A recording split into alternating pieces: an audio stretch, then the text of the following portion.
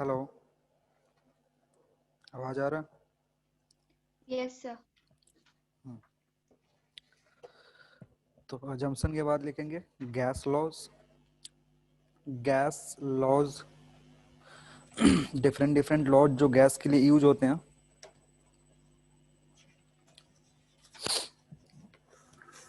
Next heading है gas law.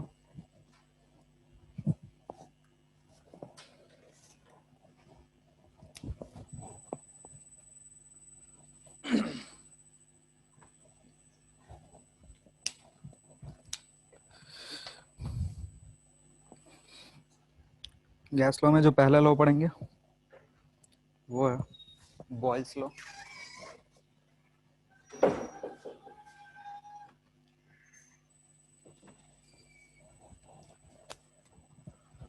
Boyle's law में लिखना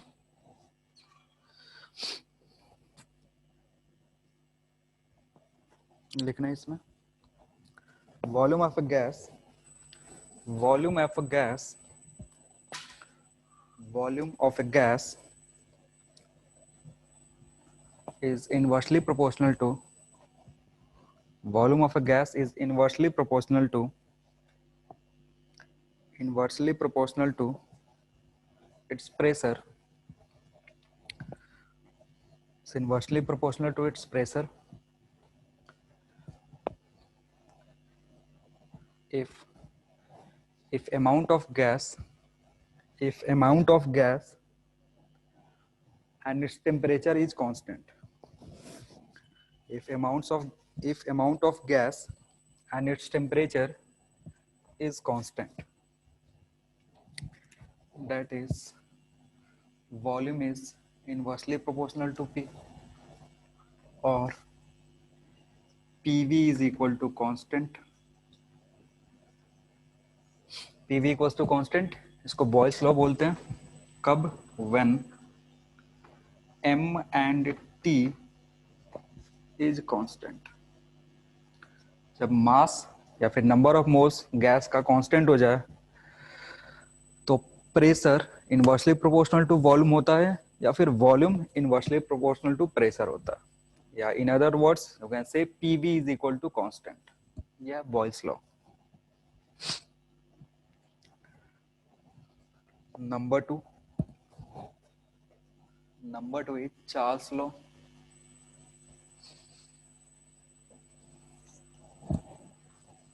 लिखना इसमें लिखना when amount of gas and its temperature when amount of gas and its temperature is constant when amount of gas and its temperature is constant then when amount of gas and its pressure लिखना, temperature की जगह pressure लिखना।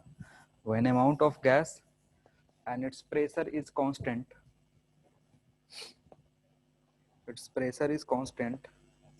then then volume of gas volume of gas is directly proportional to volume of gas is directly proportional to its temperature। volume of gas is directly proportional to its temperature। मतलब जो भी volume है वो temperature के proportional है। कब? जब mass and pressure constant हो। या फिर इसको ऐसे बोल सकते हो V by T is constant. V by T मतलब V और T का जो रेशियो होगा वो कांस्टेंट होगा जब प्रेशर और अमाउंट को कांस्टेंट कर दोगे। तो इसको चार्ल्स ने बताया था, इसलिए इसको चार्ल्स लॉ बोलते हैं। Third one is Gay Lussac's law. Third gas law जो है वो है गे Lussac's law.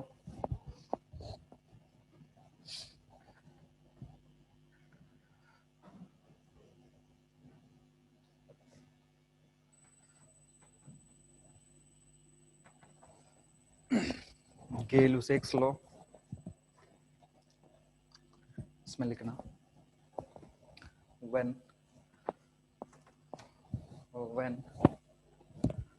amount of gas when amount of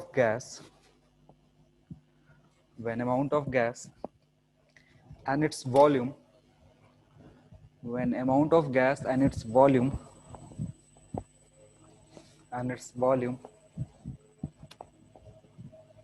is constant is constant is constant then pressure of gas is directly proportional to its temperature. Then pressure of gas is directly proportional to its temperature. That is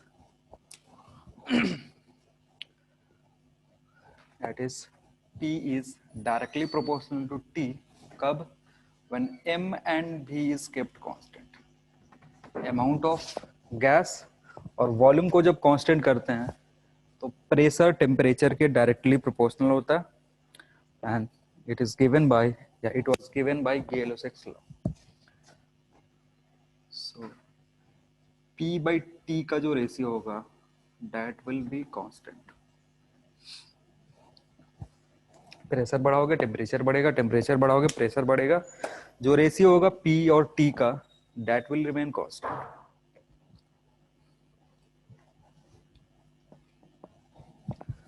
Next one, fourth one is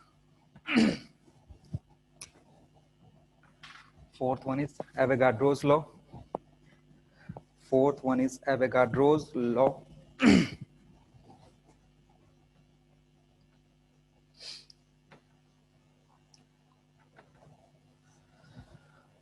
Avogadro's law लिखना.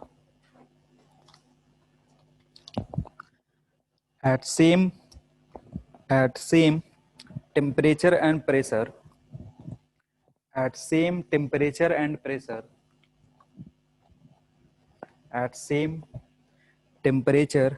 pressure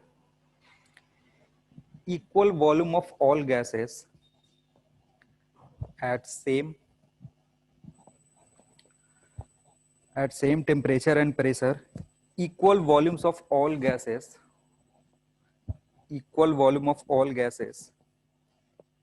have equal number of molecules.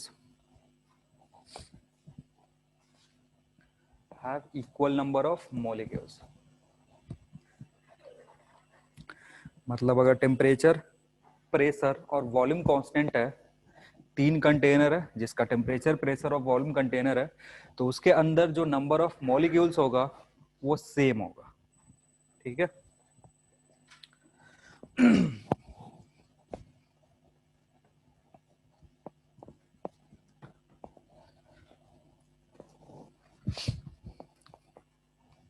And last one is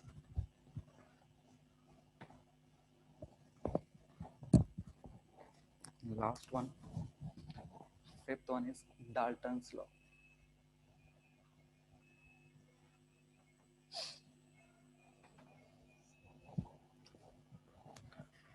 Dalton's law क्या बोलता है लिखना.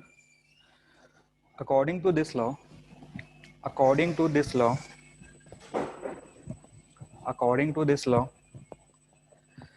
pressure exerted by a mixture of gases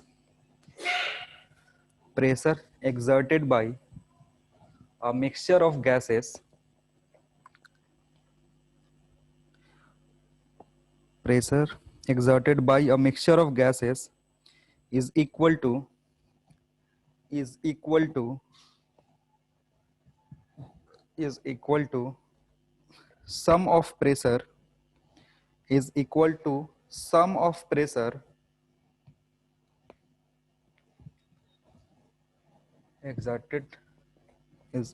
to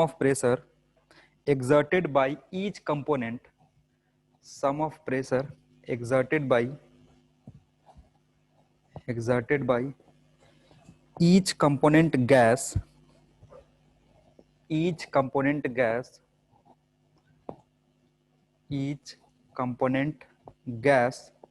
present in the mixture, each component gas present in the mixture, इसके कहने का क्या मतलब है कि जैसे अगर एक कंटेनर है, इसमें हमने बहुत सारे गैसेस मिक्स करके रखे हैं, 1 2 3 4 एंड 5, 5-6 गैस मिक्स करके रखे हुए हैं। तो बोल रहा है कि जो प्रेशर आएगा कंटेनर पे, that will be equal to pressure exerted by gas 1, pressure exerted by gas 2, pressure exerted by gas 3 4 5, ऐसे सबके प्रेशर का ऐड कर देंगे, तो वहां से मिक्सचर का जो प्रेशर होगा वो आ जाएगा, that is P total, that is P total is equal to P1 plus P2 plus P3 and so on, where P1 is pressure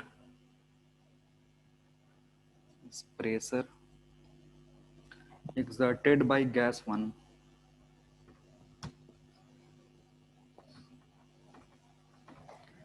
by gas 1, वैसे ही P2 है pressure exerted by gas 2,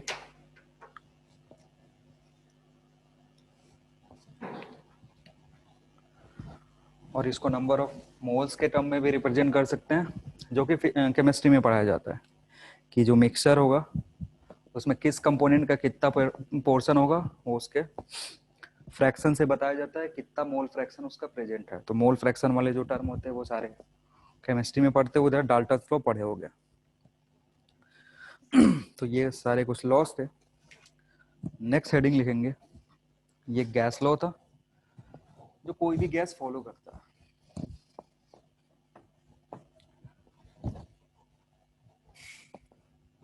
next है लिखना ideal gas,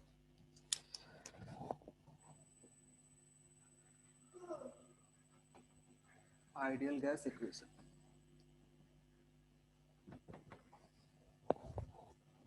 ideal gas equation, इसमें लिखना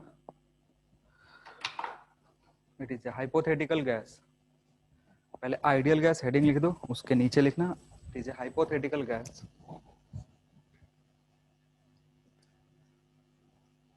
it is a hypothetical gas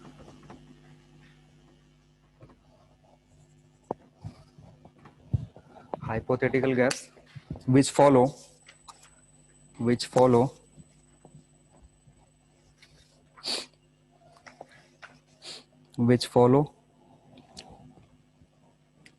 Boyle's law, which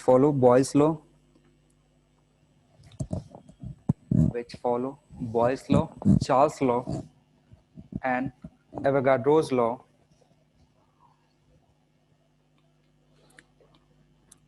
which follow Boyle's, Charles and Avogadro's law। तो जो ideal gas है वो चार्ल्स लॉ को भी फॉलो करेगा, बॉयल्स को भी फॉलो करेगा, और साथ ही साथ एवोगाड्रोस लॉ को भी फॉलो करेगा। तो यहाँ से जो इक्वेशन आता है तीनों को कंबाइन करने के बाद, that equation ideal gas equation लिखना। Ideal gas equation is given as,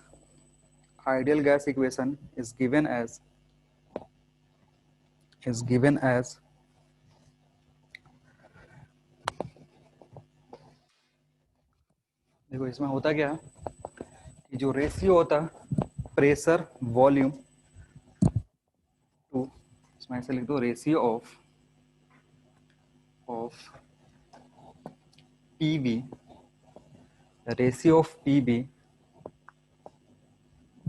to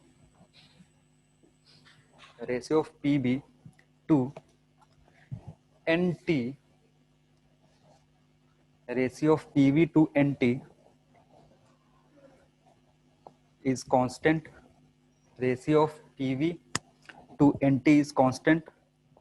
जब ऊपर से तीनों जो लॉज है बॉयल्स, चार्ल्स और एवोगाड्रो, इसको कंबाइन करते हैं तो जो रेशियो होता है PV to NT ये कांस्टेंट होता है, ratio of PV to NT is constant.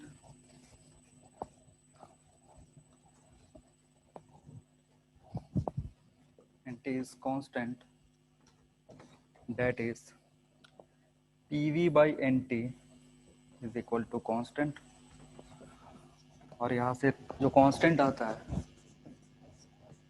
PV by NT is equal to R, जो भी कांस्टेंट है वो R के बराबर होता है, और ये जो R है यहाँ पे इसको बोलते हैं universal gas constant. Universal gas constant, इसको अरेंज करोगे सो PV विल बिकम nRT, और ये तुम्हारा आइडियल गैस इक्वेशन है।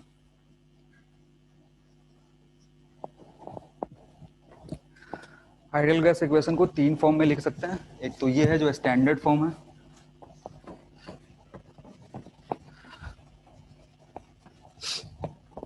यहाँ पे P जो है वो प्रेशर है,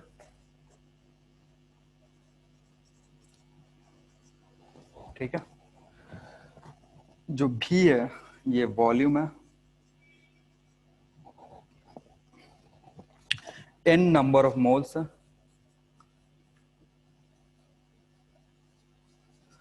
T टेम्परेचर है, और सबके सब SI यूनिट में रखते हैं।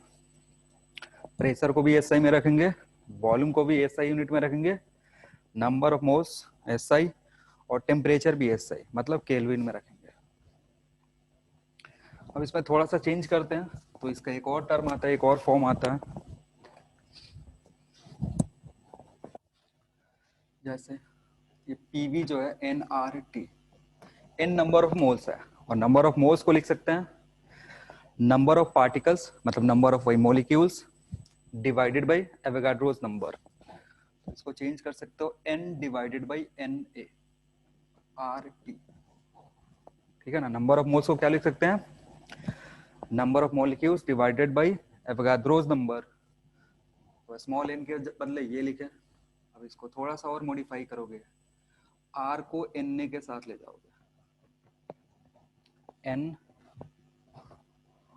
Into R by Na into T।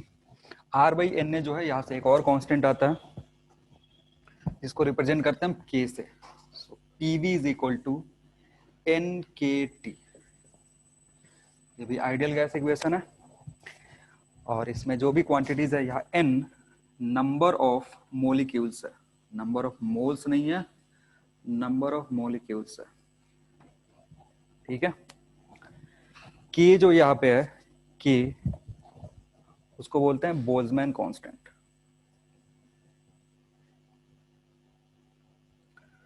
Boltzmann constant, और बोल्ट्जमैन कांस्टेंट की वैल्यू कितनी होती है, universal gas constant divided bye Avogadro's number. Universal gas constant की वैल्यू कितनी होती है,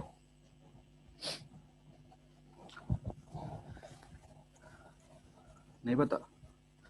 यूनिवर्सल गैस कांस्टेंट की जो भी वैल्यू होगी उसमें जब Na से डिवाइड करोगे, Na क्या होता है, एवोगाड्रोस नंबर। एवोगाड्रोस नंबर की वैल्यू कितनी होती है, नहीं पता, चलो कोई ना, वो पुट कर लेना। R पुट करोगे, Na पुट करोगे, यहाँ से जो वैल्यू आएगा उसको बोल्ट्जमैन कांस्टेंट बोलते हैं। एक इसको एक और टर्म में लिख सकते हैं,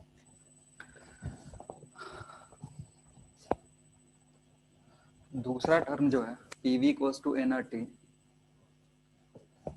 इसको दूसरे फॉर्म में लिखते हैं। N जो है इसको लिख सकते हैं mass of gas divided by smaller mass, ठीक है।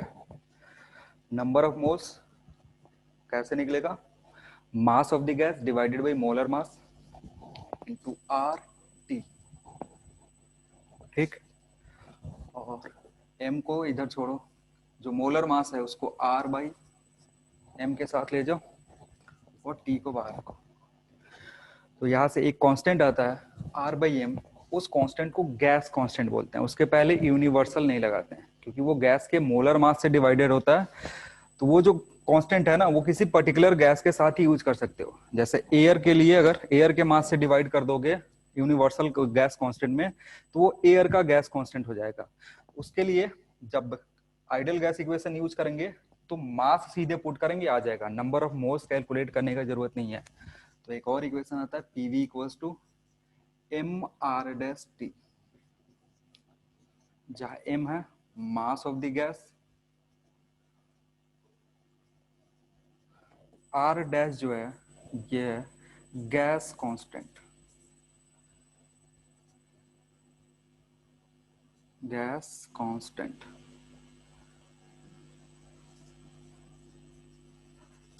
अब गैस कांस्टेंट कैसे आता है? गैस कांस्टेंट आता है universal gas constant divided by molar mass. तो अलग अलग गैस लोगे तो अलग अलग मोलर मास आएगा, तो उसके चलते गैस कांस्टेंट जो होता है वो अलग अलग गैस के लिए अलग अलग होता है, लेकिन यूनिवर्सल गैस कांस्टेंट सबके लिए सेम होता है, जो ऊपर आर लिखा हुआ था। ठीक है, और ये आर डैश है किसके बराबर? R divided by capital M, या फिर इसको ऐसे लिख सकते हो यूनिवर्सल गैस कांस्टेंट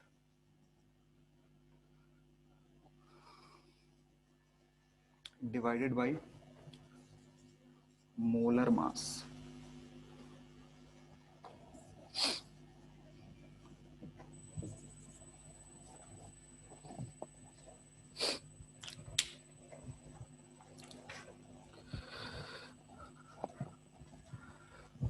तो ये था आइडियल लॉस, आइडियल गैस से रिलेटेड बात। हम जनरली फिजिक्स में आइडियल गैस से ही डील करते हैं, रियल गैस से डील नहीं करते हैं, इसलिए वेंडर वाल गैस इक्वेशन बात नहीं करते हैं। वेंडर वाल गैस इक्वेशन केमिस्ट्री में बात करते हैं, क्योंकि उधर रियल गैस से बातें होती है। फिजिक्स में हम हमेशा आइडियल गैस से डील करते हैं, जो कि चार्ल्स लॉ, बॉयल्स लॉ को फॉलो करता है और साथ ही साथ एवोगाड्रोस लॉ को भी फॉलो करता है। उसके लिए इक्वेशन हमेशा हम लोग PV equals to NRT use करते हैं, या PV equals to M R dash T use करोगे, या फिर PV equals to N K T use करोगे। और अलग अलग ध्यान रखना, जो भी कांस्टेंट है उसमें मिस्टेक मत करना। नेक्स्ट है तुम्हारा प्रेशर। नेक्स्ट हेडिंग लिखना pressure, pressure applied by A gas, pressure applied by a gas on its container। जिस कंटेनर में रखे हुए हो उस कंटेनर में कितने का प्रेशर अप्लाई करेगा।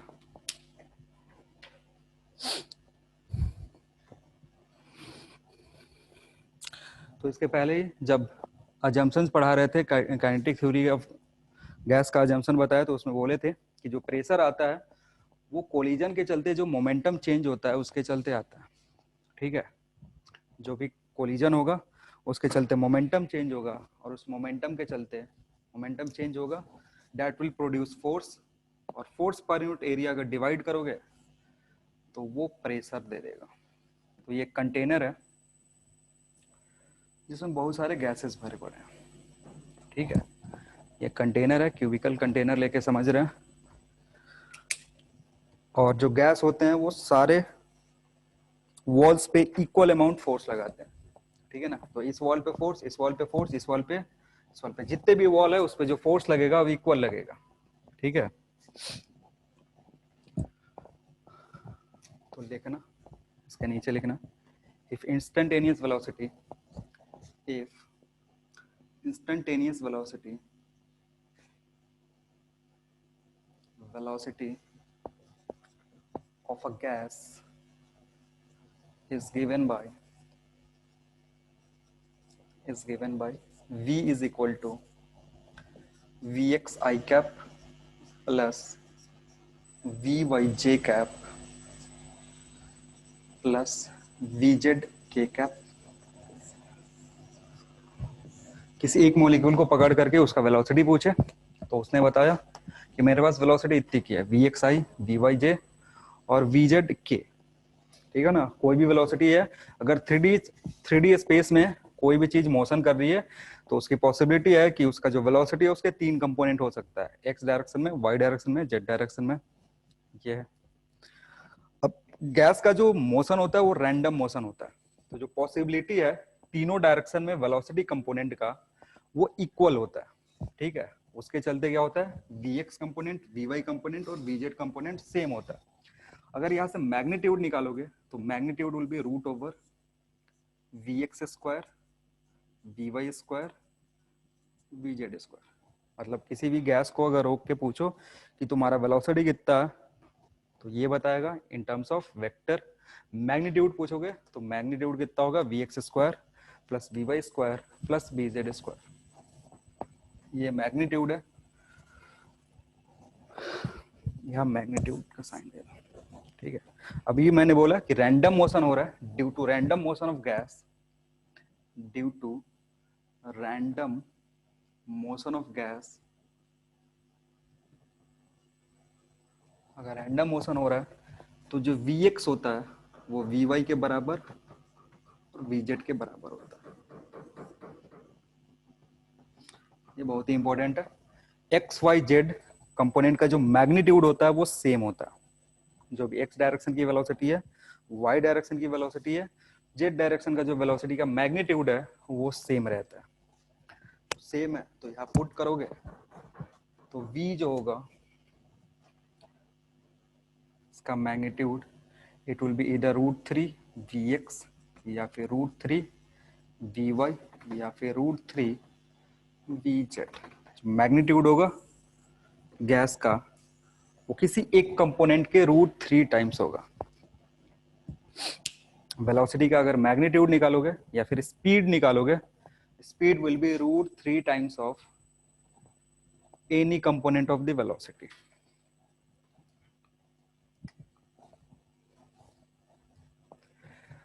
अब होगा क्या कि जब गैस मॉलिक्यूल मूव करेगा और किसी दीवार से टकराएगा, किसी वॉल से टकराएगा, तो होता क्या है कि उसका एक कंपोनेंट जो है, एक कंपोनेंट वॉल के परपेंडिकुलर होगा। मे बी एक्स भी हो सकता है, वाई भी हो सकता है, जेड भी हो सकता है। तो जो कंपोनेंट वॉल के परपेंडिकुलर होगा उसी का मोमेंटम चेंज होगा, ठीक है। क्योंकि ये जो एक्स वाई जेड है ये तीनों एक दूसरे पे परपेंडिकुलर है। तो अगर एक कंपोनेंट चेंज हो रहा है बाकी के दो कंपोनेंट वैसे ही रहेंगे, चेंज नहीं होंगे। तो जो भी प्रेशर उस वॉल पे प्रोड्यूस होगा वो एक ही कंपोनेंट के चलते होगा। तो हमारा यह काम है कि या तो एक्स डायरेक्शन में निकाल लो, या तो जेड डायरेक्शन में निकाल लो, या फिर वाई डायरेक्शन में निकाल लो। तीनों के तरफ कंपोनेंट बराबर है, किसी एक को निकालोगे नेट प्रेशर आ जाएगा। तो समझते हैं कि क्या हो रहा है यहाँ पे। देखो, अब जो मैंने फिगर बनाया था, इस फिगर में हम क्या कर रहे हैं कि ये जो wall A B C D है, ए बी सी डी, ठीक है। A B C D wall पे प्रेशर निकालते हैं कि A B C D wall पे प्रेशर कितना होगा।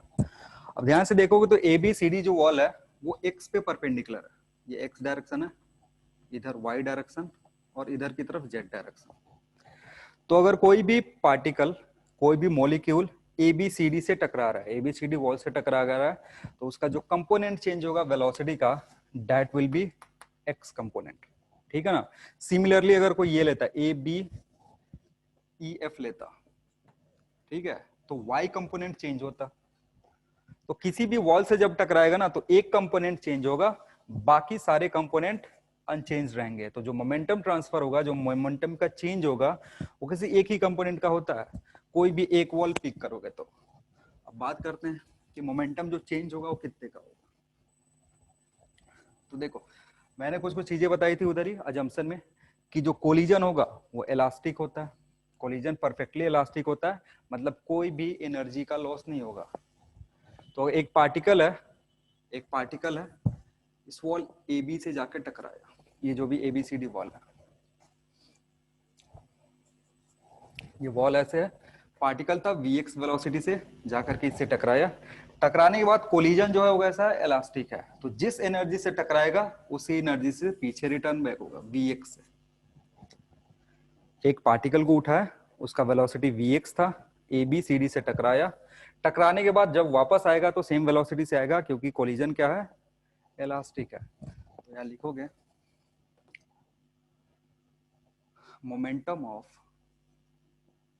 momentum of a particle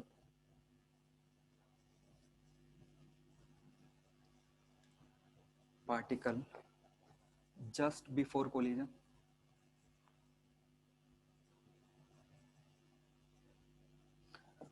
collision से जस्ट पहले उसका जो मोमेंटम होगा कितना होगा, उस पार्टिकल का मास इनटू उसकी वेलोसिटी। वाई और जेड कंपोनेंट क्यों नहीं ले रहे हैं, क्योंकि इधर वाई कंपोनेंट है और इधर जेड कंपोनेंट है, ठीक है ना, ये अपोजिट, इधर वाई कंपोनेंट और इधर जेड कंपोनेंट। तो वॉल से जब टकराएंगे तो वो कंपोनेंट चेंज नहीं होगा। अगर मास पार्टिकल का m है, वेलोसिटी vx है, मल्टीप्लाई करोगे तो मोमेंटम आ जाएगा कोलिजन के जस्ट पहले। और अगर निकालोगे momentum after collision, after collision जो मोमेंटम होगा that will B minus mvx, ठीक है। माइनस क्यों, क्योंकि वेलोसिटी का डायरेक्शन चेंज हो गया, पहले वेलोसिटी x डायरेक्शन में था, अभी माइनस x डायरेक्शन में हो गया। तो पार्टिकल का मोमेंटम चेंज होगा, क्योंकि पहले x डायरेक्शन में जा रहा था और फिर माइनस x डायरेक्शन में जाने लगा। मैग्नीट्यूड तो वही रहा लेकिन डायरेक्शन चेंज हो गया। तो जो भी मोमेंटम है वो एक वेक्टर क्वांटिटी है, वेक्टर के लिए डायरेक्शन चेंज करो या मैग्नीट्यूड चेंज करो, वेक्टर चेंज हो जाता है। तो जो चेंज होगा, change in momentum, so change in momentum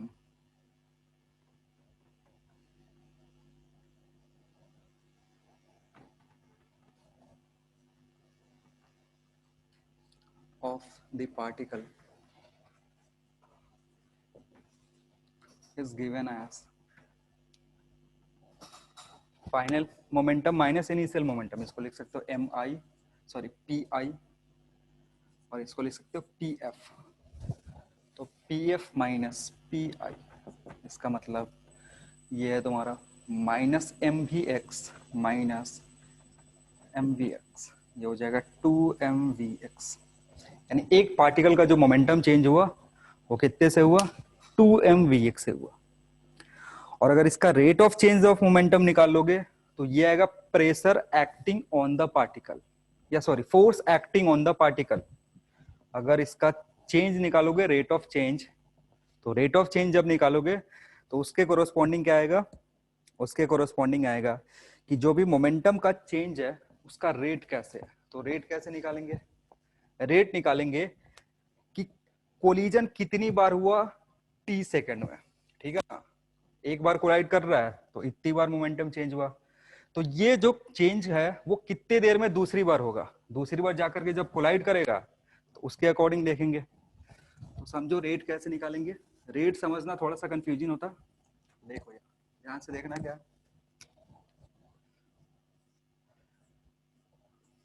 ये तुम्हारा कंटेनर था, ठीक है, ये लेंथ मान लो L है। तो देखो पार्टिकल आया, इस वॉल पे टकरा गया, इस वॉल पे टकरा करके उसका मोमेंटम चेंज हो गया इतना। अब इस वॉल पे उसी पार्टिकल का दोबारा मोमेंटम कब चेंज होगा, जब वो ऐसे जाएगा और फिर वापस आएगा, टकराएगा। एक बार मोमेंटम चेंज हुआ कितने से, इतना से।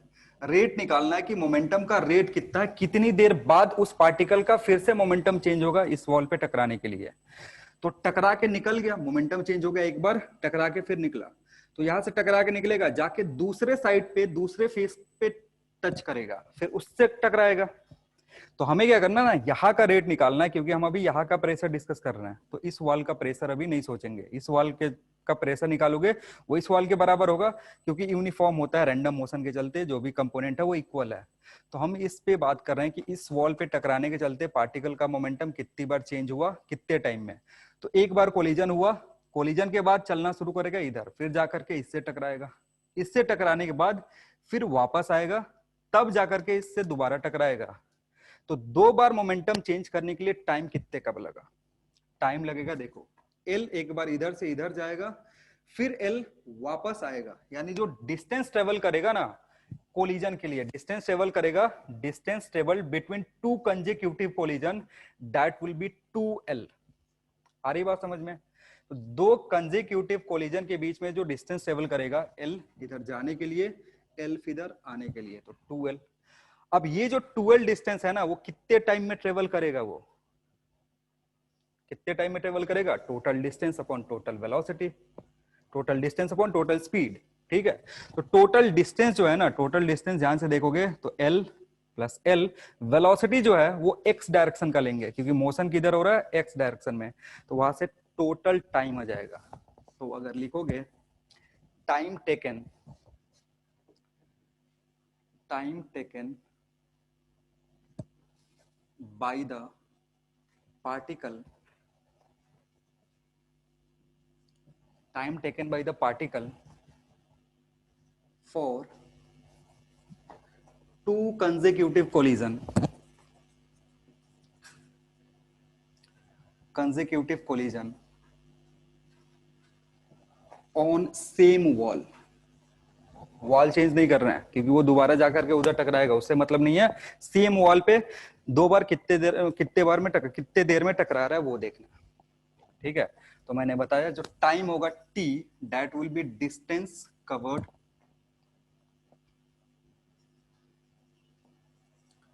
Distance covered divided by speed. तो डिस्टेंस कवर कितना करा, 2l डिस्टेंस कवर करा, और स्पीड कितना था, vx था। जो डिस्टेंस कवर करा है उसने 2l के बराबर करा है, स्पीड कितना है, vx स्पीड से है क्योंकि x कंपोनेंट में मोशन हो रहा है, तो x कंपोनेंट का ही वेलोसिटी लेंगे, y कंपोनेंट का या z कंपोनेंट का नहीं लेंगे। तो इतना टाइम लग रहा है उसको दो कोलिजन के बीच में। तो जो rate of change of momentum होगा that is equal to, so rate of change of momentum,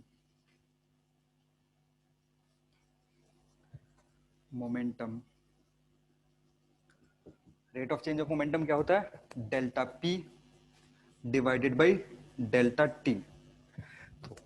momentum change कितने से हो रहा, इतना, इतना मोमेंटम चेंज करने के लिए टाइम कितना लग रहा है, इतना। तो यहां से dp बाई dt, या ऐसे इतना ही लिखो, rate of change of momentum, delta p हमने कैलकुलेट करा माइनस 2mvx, डेल्टा t हमने कैलकुलेट कर लिया, इसको डेल्टा t ही रख दो। डेल्टा t जो है that is equal to 2l divided by vx।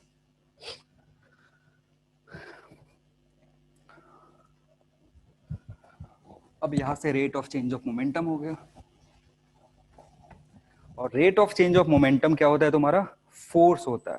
Rate of change of momentum from second law of from the second law of motion, second law motion जिसमें Newton ने बताया था, Newton second law से rate of change of momentum किसके बराबर होता है, force के बराबर। देयरफॉर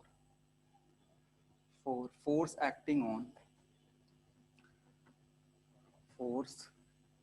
ऑन पार्टिकल,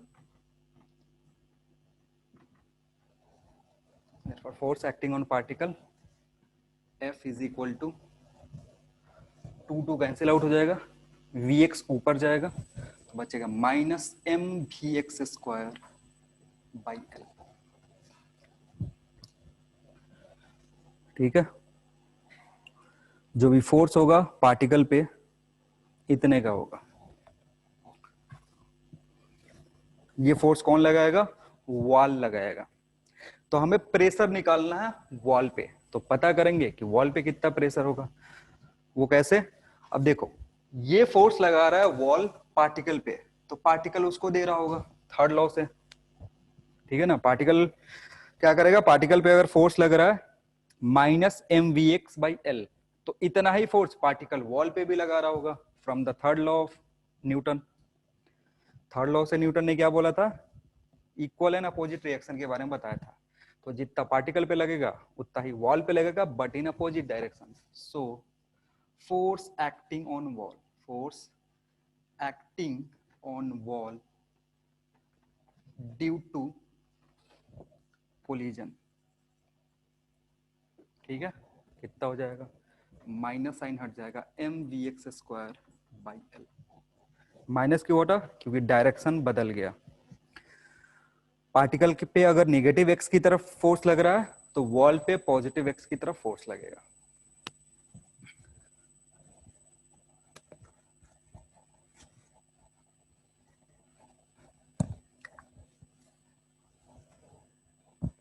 ठीक है, अब दूसरा चीज क्या है कि ये जो फोर्स है इसको एरिया से डिवाइड कर दोगे। ये जो फोर्स है इसको एरिया से डिवाइड कर दोगे तो क्या हो जाएगा, प्रेशर, ठीक है ना। And pressure is equal to force upon area. So P is equal to F की वैल्यू कितनी है, mv x² by L। Area कितना होगा, एरिया जिस वॉल का प्रेशर, जिस वॉल पे फोर्स लग रहा है, तो ये जो वॉल है ना ABCD, इसका एरिया लेंगे। और ABCD वॉल का एरिया है कितना, ये लेंथ L, ये लेंथ L, क्योंकि हमने क्या लिया था, क्यूब लिया था। जो भी डेरिवेशन कर रहे हैं वो with the help of cube कर रहे हैं। तो अगर क्यूब लोगे तो उसके लिए लेंथ L इधर, लेंथ L इधर, एरिया जो होगा that will B L²। So pressure mvx² by L³। ये जो प्रेशर है ना, ये एक पार्टिकल के चलते हैं। किसके चलते हैं, एक पार्टिकल के चलते हैं, क्योंकि हमने अभी तक एक पार्टिकल का जो मोमेंटम चेंज हो रहा था ना, उसकी बात कर रहे थे। तो अगर उस कंटेनर में n पार्टिकल्स हो, capital N number of particles हो, तो सब कोलाइड करेंगे वॉल से और सबके चलते प्रेशर चेंज होगा, ठीक है ना। ये किसके चलते हैं, ड्यू टू वन पार्टिकल, क्योंकि अभी तक हम जो बात कर रहे हैं वो एक पार्टिकल को पकड़ करके उससे मोमेंटम का चेंज निकाले, फिर उस मोमेंटम चेंज के चलते प्रेशर कितना अप्लाई हुआ वो निकाले, तो वो आया। और अगर n पार्टिकल्स हो, फॉर n पार्टिकल्स, सबके सब जा करके वॉल से टकराएंगे, प्रेशर इज गिवन एज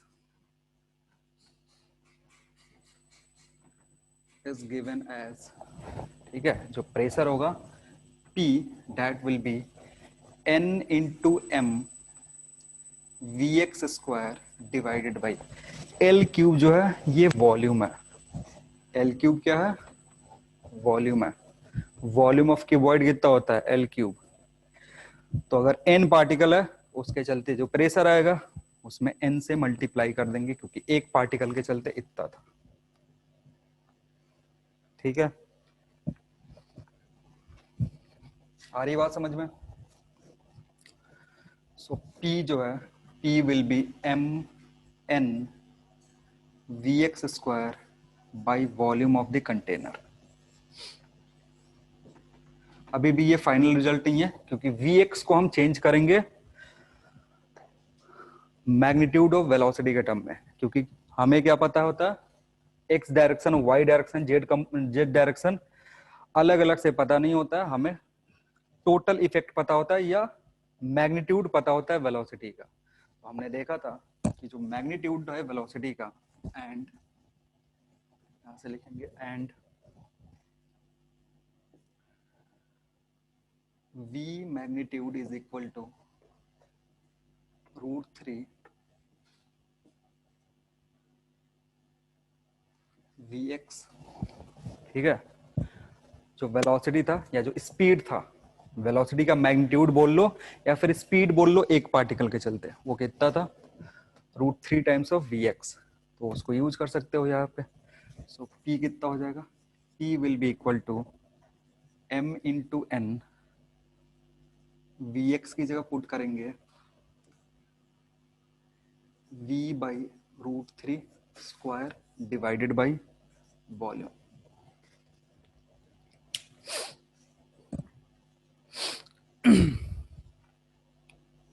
ठीक है, ये जो टर्म है ना इसको सीधे v भी लिख सकते हो। मैग्नीट्यूड रिप्रेजेंट करने का तरीका या तो ऐसे लिखो v वेक्टर मॉड, या बस v लिख दो, सेम चीज होता है। तो जो प्रेशर होगा that can be written as 1/3 mn divided by volume into v²। ये आया तुम्हारा, ठीक है। और एक छोटा सी चीज और समझ लो, ये जो m है ना, m है एक मोलिक्यूल का मास। m क्या था, एक मोलिक्यूल का मास था, और टोटल नंबर ऑफ मोलिक्यूल्स उस कंटेनर में कितने थे, कैपिटल M। तो जब दोनों को मल्टीप्लाई करोगे तो वहां से आएगा मास ऑफ गैस। एक एक मॉलिक्यूल का मास, फिर टोटल नंबर ऑफ मॉलिक्यूल्स कितने हैं कंटेनर में वो, तो m इंटू एन कर दोगे तो क्या पता चलेगा, टोटल मास ऑफ गैस पता चलेगा। और total number of total gas में, टोटल मास ऑफ गैस में डिवाइड करोगे वॉल्यूम से, तो यहां से पता चलेगा डेंसिटी। ये जो m इंटू एन है वो टोटल मास है गैस का, क्योंकि ये एक मॉलिक्यूल का मास, उसमें n मॉलिक्यूल से मल्टीप्लाई कर दिया है। v क्या था, ये जो क्रॉस वाला v है ये वॉल्यूम है, तो मास अपॉन वॉल्यूम डेंसिटी होता है। ठीक है, तो अगर डेंसिटी के टर्म में इसको चेंज करोगे तो P will be 1/3 rho v square. ये फॉर्मूला ज्यादा इंपॉर्टेंट है यहाँ, where rho is equal to mn/v, इसको डेंसिटी बोलेंगे। v जो है इसको बोलते हैं मीन वेलोसिटी या रूट मीन वेलोसिटी भी इसको बोलते हैं, आगे पढ़ेंगे आरएमएस वेलोसिटी उसमें बताएंगे। अगर प्रेशर तुमको निकालना है तो डेंसिटी पता करेंगे कि डेंसिटी कितना है, पार्टिकल का जो वेलोसिटी है या मीन वेलोसिटी है वो कितना है, और उसमें 3 से डिवाइड कर देंगे, तो यहां से प्रेशर आ जाएगा। ये बहुत ही इंपॉर्टेंट फॉर्मूला है, इसको याद रखना।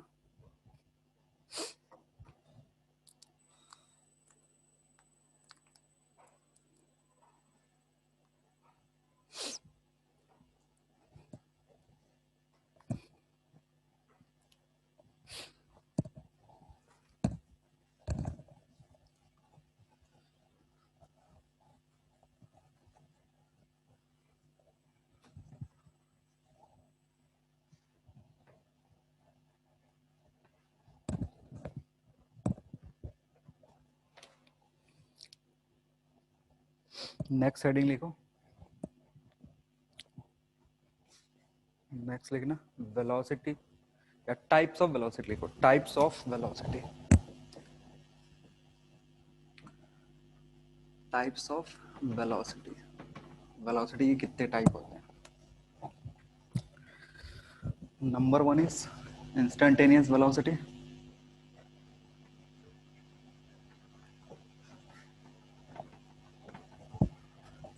इंस्टेंटेनियस वेलोसिटी जो होता है वो होता है किसी भी पार्टिकल को कभी रोक करके उससे पूछो कि वेलोसिटी कितना है, that velocity will be instantaneous velocity. ठीक है, तो इंस्टेंटेनियस वेलोसिटी के 3 कंपोनेंट हो सकते हैं, एक्स डायरेक्शन में, वाई डायरेक्शन में या जेड डायरेक्शन में, जो हमने देखा अभी। तो इंस्टेंटेनियस वेलोसिटी क्या है, velocity of a particle at a given instant.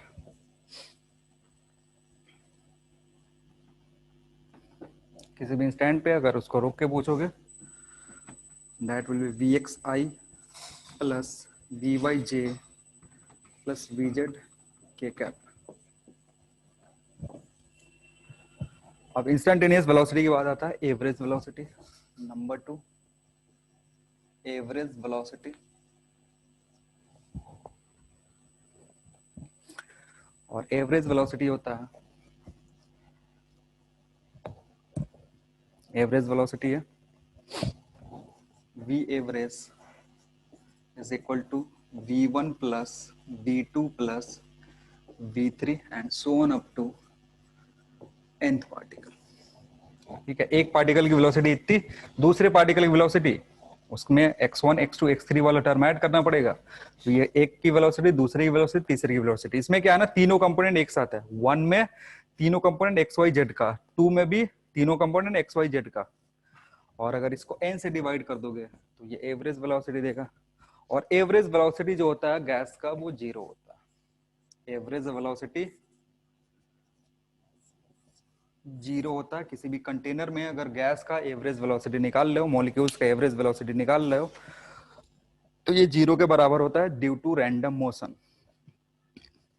Random motion के चलते क्या होता है, गैस का जो डायरेक्शन होता है मोशन का वो इन ऑल पॉसिबल डायरेक्शंस में होता है, तो एक दूसरे का कंपोनेंट निकालोगे तो कहीं ना कहीं एक ऐसा कंपोनेंट प्रेजेंट होगा जो दूसरे के कंपोनेंट को कैंसिल आउट कर रहा होगा, जिसके चलते जो एवरेज वेलोसिटी है वो 0 हो जाता है। ठीक है, नेक्स्ट लिखेंगे। नेक्स्ट लिखना, next one is most probable speed. Most probable speed, most probable speed.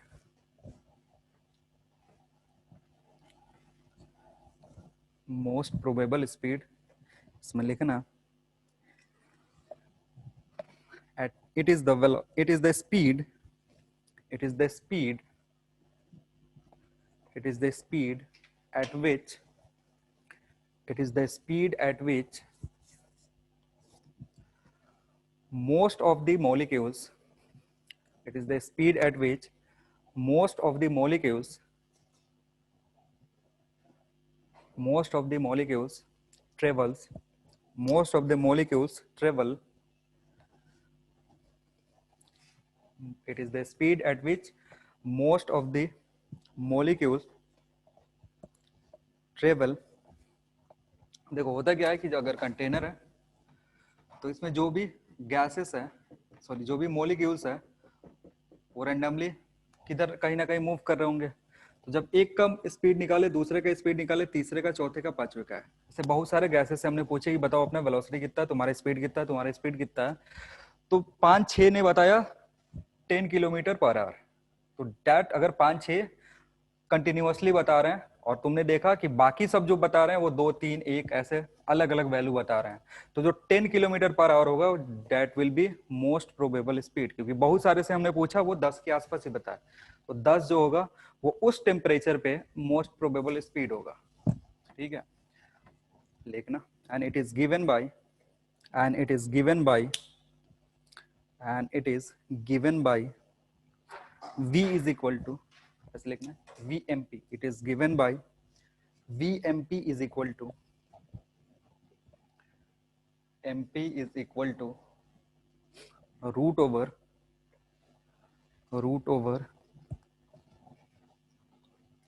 2p by rho, root over 2p by rho।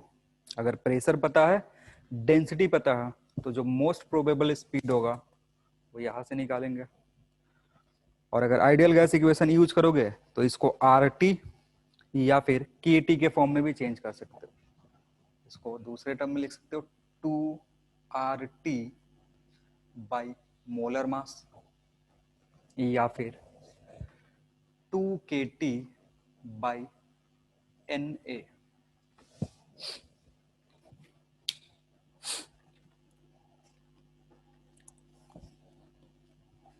तो यहां से कैलकुलेट कर सकते हो। टेम्परेचर अगर दिया हुआ है तो टेम्परेचर के कोरोस्पॉन्डिंग एक स्पीड होगा। बहुत सारे पार्टिकल से पूछोगे सेम स्पीड बताएगा, that speed will be most probable. अब बात करते हैं RMS स्पीड की, तो लिखना root mean square, RMS speed या RMS वेलोसिटी कुछ भी बोल सकते हो, क्योंकि स्क्वायर लगा हुआ है तो डायरेक्शन वाला पोर्शन ऐसा ही चला जाता है। रूट मीन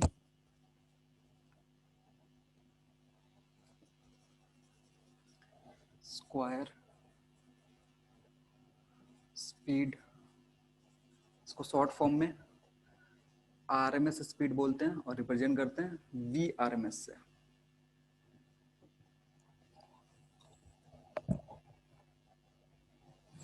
तो जो भी RMS स्पीड होता है, लेकिन RMS speed of gas molecules, RMS speed of gas molecules, RMS speed of gas molecules is given by VRMS is equal to root over 3p by rho। ये तो अभी derive ही कर रहे थे, प्रेशर हमने डिराइव करा, प्रेशर आया था P equals to 1/3 rho V square, और वहां जो V था दैट वाज RMS स्पीड, तो उसको इस टर्म में लिख सकते हैं, या फिर 3RT by M। के फॉर्म में लिखोगे 3kT/n।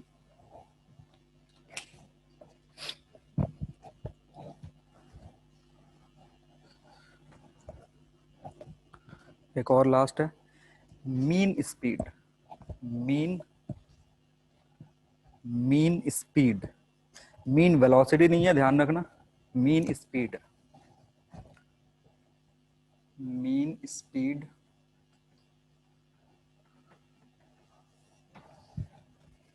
मीन का मतलब एवरेज ही होता है, लेकिन एवरेज वेलोसिटी नहीं है या मीन वेलोसिटी नहीं है, मीन स्पीड है।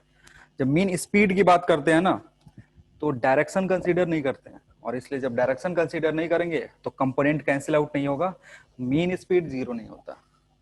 जो मीन स्पीड होता है V mean that is equal to v1, ऊपर वेक्टर नहीं लगा रहे हैं, v2 plus v3 and so on divided by n। अगर मीन वेलोसिटी या एवरेज वेलोसिटी बोलते तब इसको वेक्टर फॉर्म में लिखते हैं, और एवरेज वेलोसिटी जीरो होता है या मीन वेलोसिटी जीरो होता है।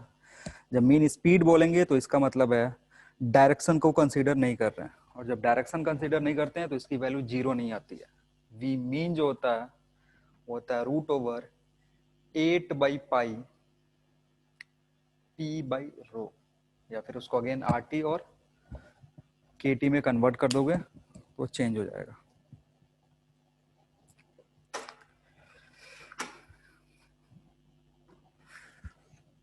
ठीक है, और यहां से एक चीज देखेगा, नोट में ये लिख सकते हो, कोई भी स्पीड हो, RMS स्पीड हो, मीन स्पीड हो, या फिर मोस्ट प्रोबेबल स्पीड हो, सब के सब टेम्परेचर पे डिपेंड करते हैं, और कैसे, रूट के अंदर। तो ऐसे लिख सकते हो, all speed depends on temperature, all speed depends on temperature। ठीक है, that is v is inversely proportional to v is directly proportional to √/t। ये कॉमन है सब में, तो अगर टेम्परेचर इंक्रीज करोगे तो वेलोसिटी बढ़ेगा, लेकिन रूट का रिलेशन होता है, v is directly proportional to √/t। चलो तो फिर आज के लिए इतना ही, बाकी पढ़ेंगे अगले क्लास में। Thank you everyone. Thank you sir. Thank you, sir.